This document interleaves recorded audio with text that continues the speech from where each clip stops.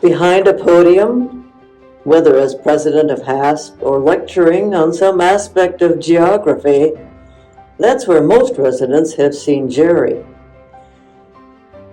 He has come a long way from a farm near Peoria, Iowa, where he was the youngest of 6 children. Unlike the chores of the older children, one of Jerry's jobs in first grade was to take a neighbor girl to school. And to make that easier, his parents bought a cart. The school is 3.5 miles away, and that was fine for me, except there was a neighbor girl that needed to go to school also, and we found out that she could ride nicely on that cart. Well, I would pick her up and off to school we would go. Sometimes it was much more convenient to not hitch up the cart, because somebody would have to do that for me. And I'd have to pick up the neighbor girl about 1/4 mile from my house, and we would be riding bareback. No saddles at that point. We never did have saddles. And so she was then placed behind me with her arms around me. This was extremely difficult for me, being not really a girl lover. And here I have this little girl sitting behind me, this little snot-nosed girl. And I find out, though, that when she gets to be an adult, she is a nice lady.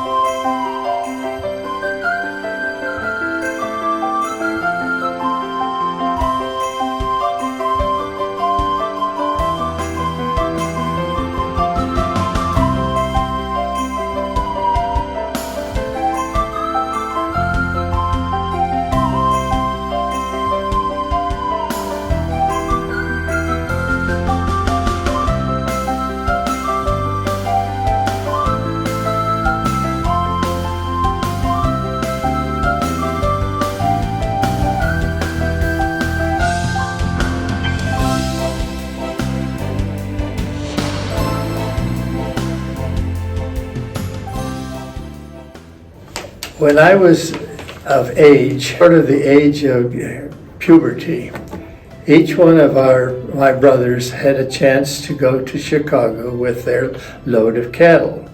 This had been a family thing for many years. Long before I was born, my dad would take a small group of cattle, drive them the 7 miles to the railhead, and put them on the train, and then he would get into the caboose. He would travel the 300 miles to the stockyards. Well, when it was my turn, we had about 100 steers that were ready for market. And it took 4 straight trucks, no semis at that point, to carry them all to the Chicago stockyards. And when we got to the stockyards, the cattle already were sold before they even were put off the truck. My father had the reputation on the kind of steers and meat that would come from these cattle. It was my big shock to see all these pens in the stockyard, because there were at least 1,000 cattle in these pens. And around the pens were the slaughterhouses. And if I can remember the names of them, like Swift and Cudahy and Armour and so forth, these were the packing houses for the slaughterhouses. Then, once we got to Chicago, it was nighttime and didn't see the cattle anymore, because we went into the building called the Livestock Exchange, which had a second floor. This was a big second floor because there were about 50 people, 50 people in there on cots. So we each got a cot, my dad and myself, and slept there over the night with the appropriate loud snores and whatever, because it was full of truckers and farmers. The next morning, to my surprise, we went down to the lower level of the stock exchange, and there was a cafeteria which was totally new to me. And did we have a delicious breakfast. Jerry loved school and softball. His pitching ability came in handy after he was drafted in the Army.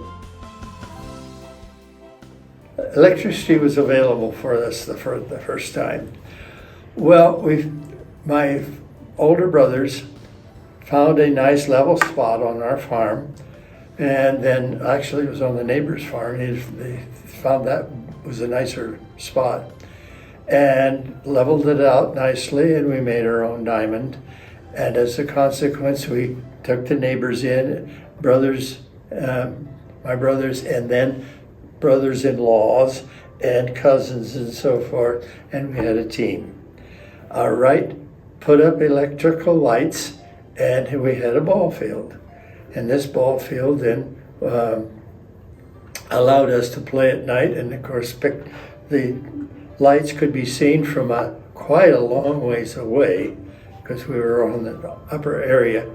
And as a consequence, we played all the areas, teams around. They had singing too. The teams that were from little towns and so forth. And we weren't a town, we were just out in the field. Well, that's fine. I was learned how to be a pitcher, and as a consequence, we did really quite well with all the other teams. I got drafted into the Army, and we were at Camp Roberts, California, and the war in Korea had just ended, and so my unit didn't have to go to Korea. So then, all right, let's close up the camp. And what do you do with the soldiers and so forth? So we played ball. And as a consequence, that worked out very well. Won our camp tournament, and then went to the Presidio in California. Presidio is the camp just below the San Francisco Bridge. So then we weren't too terribly enthused about winning that, because if we'd lost, then we could have the time off. And we lost. Well, we lost. I keep blaming it because we had to play in the mist, and the fog was there all the time in Presidio. His love of learning and school resulted in his being a teacher, a principal, and school superintendent. He is particularly satisfied with initiating pre-kindergarten programs. I was appointed the principal of a Jenison Elementary School, and I was there for 2 years. After the first year, I received a number of parents that were parents of the kindergartners who were having difficulty because their children weren't doing as they should be doing. And one of the key components of that is that if you are a boy, more than likely you don't mature as fast as girls. So oftentimes, even though the age of 5 in December was the illegal time to come to be in kindergarten, some of them were just not ready. And so this bothered the parents quite a bit. Can there be something done about this? So I looked into it a little bit from the various districts around to see if they had any answer to that question, I think it was Muskegon that decided they would have a pre-first after kindergarten. Well, let's try something this summer. And so during this summer, I invited the before kindergarten, we called it pre-K or pre-kindergarten, and had a session during the summer. That was so well taken that they decided that let us then do it every year.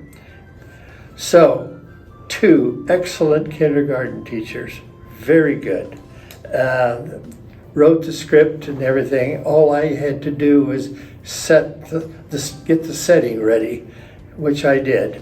I got the amount of money necessary from the state to make sure that we had something, and as a consequence, pre-kindergarten was started in Jenison.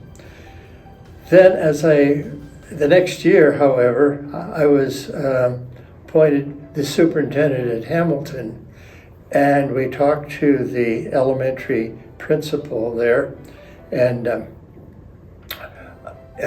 in fact, I had just chosen the new principal for that school, and said, okay, now we've got a problem with kids that are just not old enough or mature enough to go into kindergarten. So let's call it pre-K. And as a consequence, these 2 kindergarten teachers did a tremendous job of setting up the entire curriculum for that. And as a consequence, pre-K has been a standard in Jenison for all these years. This is in 1970, by the way.